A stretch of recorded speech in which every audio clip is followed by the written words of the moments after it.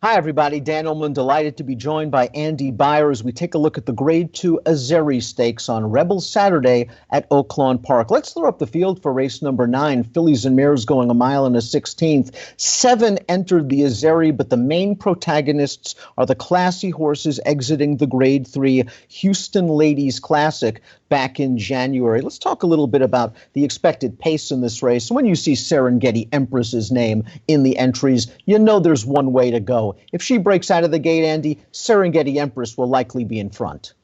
Right. I mean, she's always been a formidable speed horse. The presence of Awe Emma in here, as hopeless as Awe Emma might look on paper in terms of a winning shot. I mean, she's got speed, and whether she's going to be able to put pressure on Serengeti Empress is a big issue in here. It's interesting. You've got 4 horses coming out of the race at Houston. They finished a length apart, so this is a great exercise in trip handicapping, trying to separate them. I couldn't agree more with everything you said, beginning with the pace. We throw up the Timeform U.S. pace projector. Serengeti Empress expected to make the lead. I do think that Awe Emma, with the stretch-out speed, might be able to put a little bit of heat on Serengeti Empress and perhaps soften her up for one of these other horses coming out of the Houston Ladies Classic. Let's talk about the trips from some of these horses, beginning with the number 1 Street Band. And to be honest with you, I thought Street Band had the worst trip of the horses coming out of the Houston Ladies Classic. I mean, she was near the back of the field as Serengeti Empress was able to control, and the eventual winner, Lady Apple, saved ground in behind. While Lady Apple shot up the fence, Street Band made this pretty bold, wide move on the turn, and I think that's a rather uncharitable short comment that said hung. I thought she was digging in there pretty gamely despite the ground loss. Right.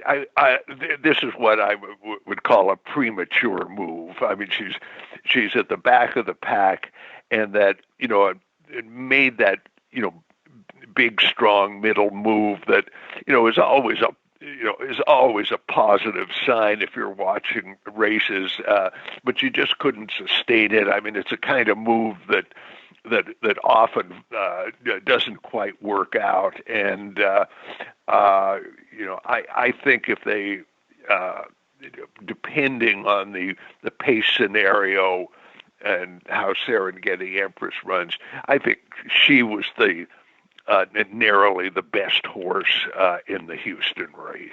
I'm tending to agree with you on that one, Andy. And this filly, it's not like that was a one-off. She was one of the better 3-year-old fillies in 2019. We saw that big run in the cotillion, a sustained bid, and she took the measure of a pretty nice Chad Brown horse named Guarana. Right next door is Brad Cox's number 2, My Lady Curlin. This is a solid enough graded stakes winner who ran in the Houston Ladies Classic, and I thought she ran quite fine that day, but I thought she had a look at it turning into the stretch.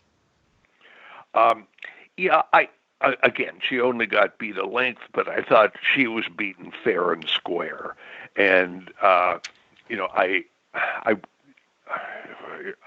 wouldn't be shocked if she won. I'm never shocked when Brad Cox wins, but, this is why we watch races and make trip notes. And, I would say that Street Band is narrowly the better filly or mare in this field. Saracosa was 43-1 in the Houston Ladies Classic. She didn't make a dent against the big 4 in that race. She's with a new trainer right now, and she's just going to really have to improve by leaps and bounds. She'll need a lot of things to happen, I think, in order to win. Yeah, I don't think any of those things will happen. I think we can put a quick X over her name. Well, let's turn into the stretch of the Ladies Classic. We'll watch the number 4, Lady Apple, just shoot the gap down towards the inside. The trip couldn't have worked out better from a ground-saving standpoint. Serengeti Empress, who was able to shake loose early, is in the 2-path. You see on the far outside that Street Band. In between them is My Lady Curlin. It's a really stirring stretch battle, but the ground-saving trip, I think, for Lady Apple made all the difference. And I don't want to give Lady Apple short shrift. She's another Asmussen-trained horse that's been managed perfectly. She picked off races like the Iowa Oaks and the Remington Park Oaks, and then the Houston Ladies Classic. But something tells me that if you switch trips with Street Band, Lady Apple might have finished fourth. Right, just as a matter of principle and in handicapping and betting, when a horse gets a perfect trip, you don't want to bet him back the next time. I mean, lightning just doesn't strike twice that often, and I have to go against Lady Apple, even though I'm certainly not going to be shocked if she wins. Serengeti Empress, the likely speed of this race, the Kentucky Oaks winner of 2019, hasn't reached the winner's circle since then, although she's run some very nice races. A game second in the test behind the brilliant Cafefe, solid enough third in the Breeders' Cup Distaff against older rivals, including the extremely talented Midnight Bizou. Listen, maybe she just was prepping last time out in the Houston Ladies Classic. I think she was ready to go. She earned her usual Beyer speed figure in the high 90s, and again, if she can get to an easy lead in here, maybe she's tough to catch. She's a logical danger wherever she shows up. I just wouldn't take too short a price of her because I'm not sure she has such a strong edge on this field. No, I don't think she has an edge. I mean, we're all dazzled by horses who've got this kind of speed.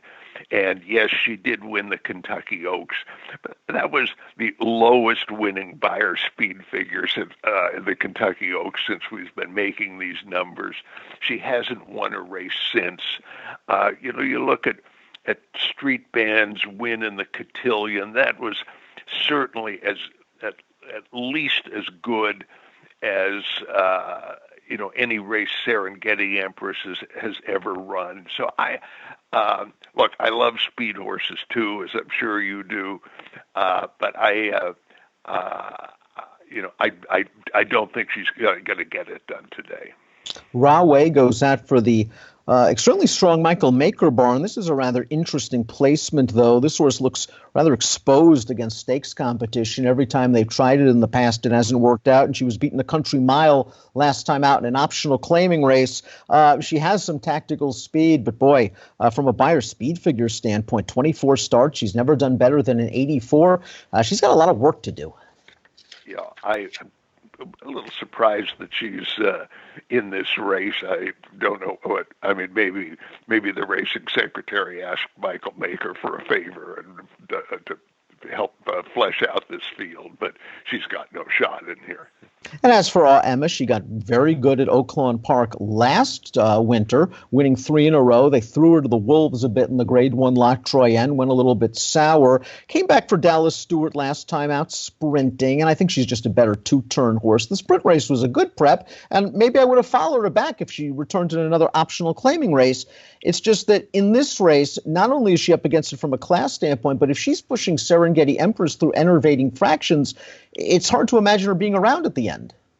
Right, but she's got to go. I mean, there's no reason that Dallas Stewart would enter her in this race unless that was the plan. I mean, they're not going to say, well, let's rate her today.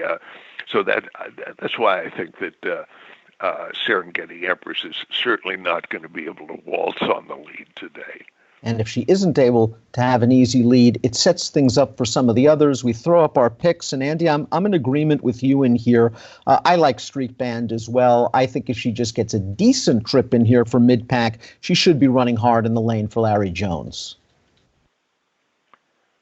Well, let's hope we're both right. Street Band, our top selection in the Grade 2 Azeri. It's race number 9 at Oaklawn Park on Saturday with an approximate post time of 4:50 Central. Best of luck.